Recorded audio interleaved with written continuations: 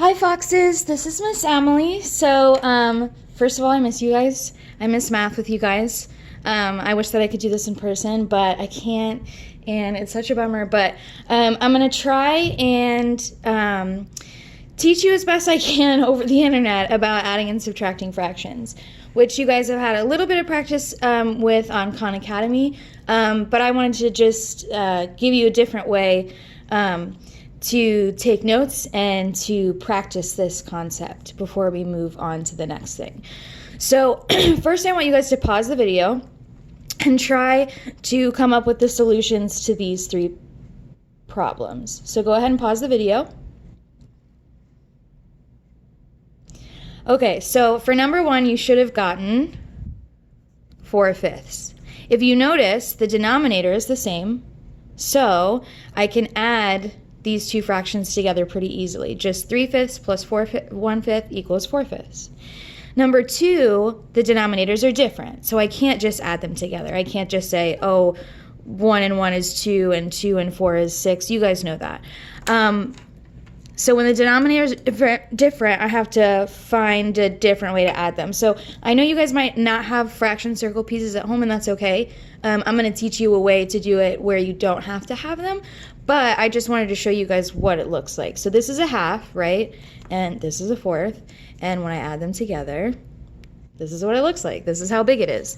So with the fraction circle pieces, what I want to do is see how many equal pieces I can get to cover this whole area. So I'm looking at the fourths, and I think I can cover it with 2 other fourths.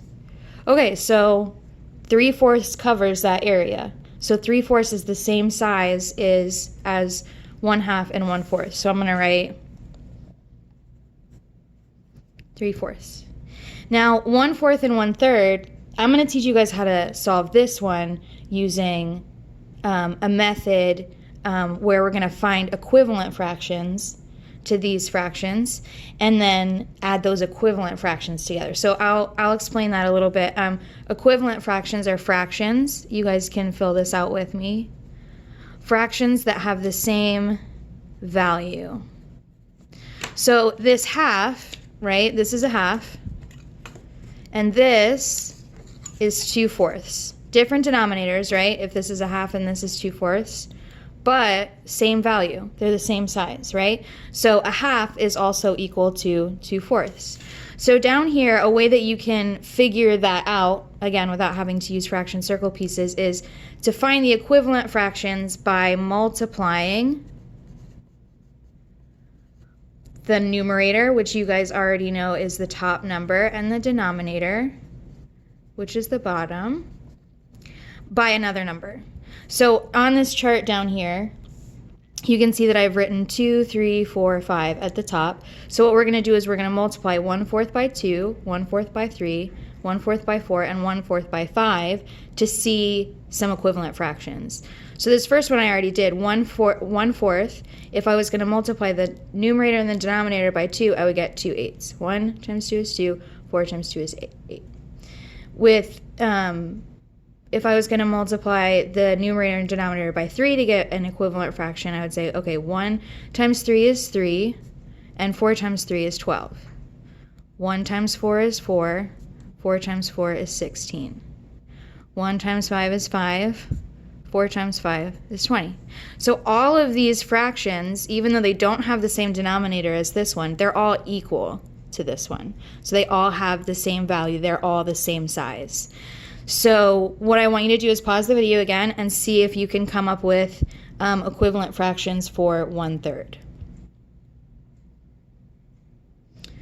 So your chart should look a little bit like this now.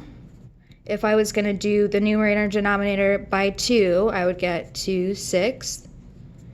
If I was going to do it by 3, 3/9. By 4, 4/12, and by 5, 5/15. So again, all of these are equivalent to 1/3. Not the same denominator, but the same size. So what I want to do is find a common denominator, a denominator that they both share. So if you look on the next page, our question now is which equivalent fractions could we use to solve 1/4 and 1/3? We got to find a common denominator so that we can add them together, because we can't add them together if they don't have the same denominator. So a common denominator is when fractions are renamed with the same denominator as another fraction. So if we look back at our chart, we renamed 1/4 with these equivalent fractions. We renamed 1/3 with these ones. Now we have to find fractions that have the same denominator. So if you look, we've got 3/12 here and 4/12 here. Same denominator. So I can add these two up, and I can figure out what these two added up would be. So if I use my renamed fractions, 3/12 plus 4/12, I can easily figure out the value of 1/4 and 1/3, because this equals 1/4 and this equals 1/3. So 3/4 plus 4/12 is 7/12. Now when we subtract them, we do pretty much the same thing. We have to find a common denominator. So on this chart, we're doing it just the same way. I'm going to multiply the numerator and the denominator by the same thing. In this case, it's going to be 2. So 8 and 15, 12, and, this is 8 and 10. 5 times 3 is 15. 16 20ths, 20 25ths, and 24 30ths. So pause the video again, go ahead and find some equivalent fractions for 2/4.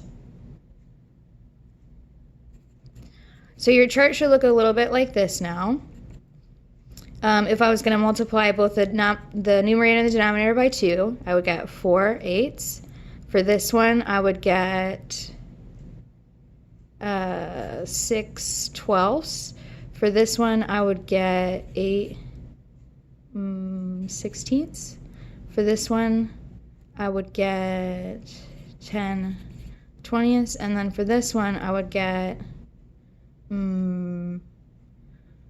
what's 2 times 6? 12 24ths. So if you notice down here, we've talked about this before, but I just want to repeat it just in case you forgot. If we look down here, you can see that 4 is half of 8, 6 is half of 12, 8 is half of 16. All of those equal a half, right? 2/4, which is our original fraction, equals a half. All of these equal a half. And like I said, a way that I see that is that 4 is half of 8, 6 is half of 12. So if I had a pizza that had 8 pieces and I ate 4 of them, I'd be eating half the pizza. So now we got to figure out again where there's a fraction that has a common denominator. So if you look in 4/5 and 2/4, a denominator that these equivalent fractions share is 20. So I'm going to rename those fractions 16 20ths and 10 20ths. So what we looked for was, where is there a, sorry guys, where is there a common denominator? And we saw that in 16 20ths and 10 20ths. So now, because this equals what our original number was, 4/5, and this one equals our original number, which was 2/4, I can subtract them and come up with the same value as if I would have subtracted 4/5 and 2/4. So 16 20ths minus 10 20ths is 6 20ths. And now you know how to add and subtract fractions with unlike denominators by finding a common denominator through equivalent fractions. So in your Monday packet, if you go to the next page, this is going to be your exercise today. You're going to do this page, and then I would challenge you to do this page as well. Okay, so but definitely get this page done so that you can turn it in with your packet this week. Okay, bye guys, miss you, love you.